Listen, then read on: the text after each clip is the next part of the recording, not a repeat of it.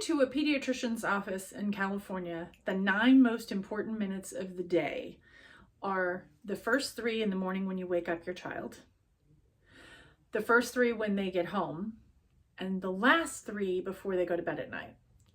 Now, I love the statistic. I've been sharing this for years.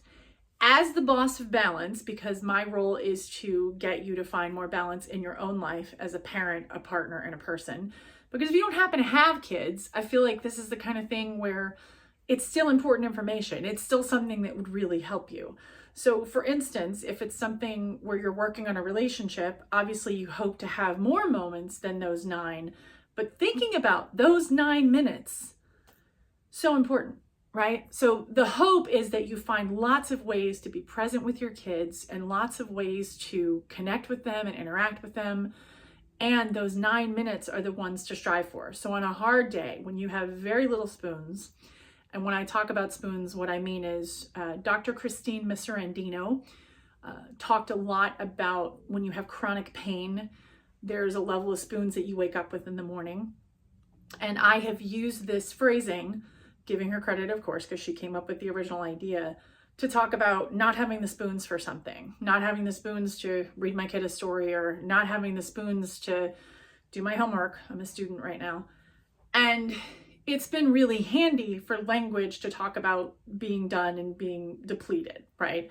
And so the hope is that you're finding ways to connect with your kids during the day that have nothing to do with these 9 minutes. However, on a day when you're really low on spoons, on a day when you're really tired and it's been a really, really rough day, I invite you to remember those 9 minutes. And those 9 minutes can be with your partner. They could be with your kid as a parent.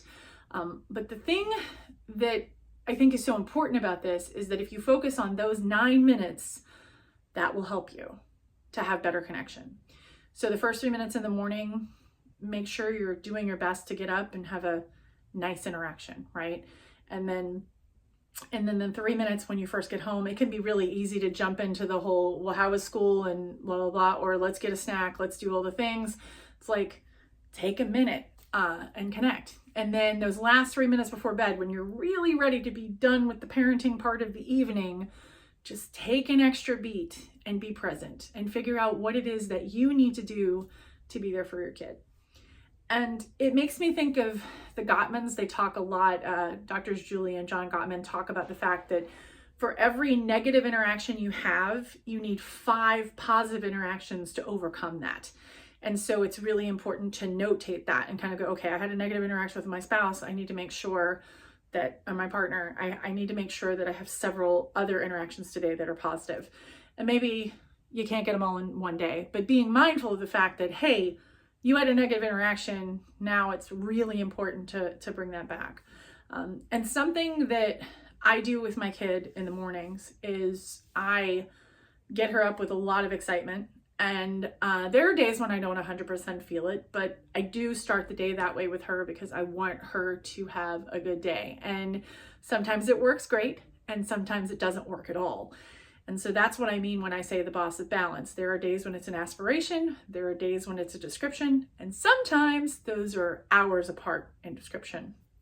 So when you like and subscribe and follow me, you will get a message every week about being the boss of balance in your own life, whether that's as a parent, a partner, or a person. I hope you will follow me. In the meantime, I will see you next week. In the meantime, keep seeking your balance, whatever that looks like. Bye, y'all.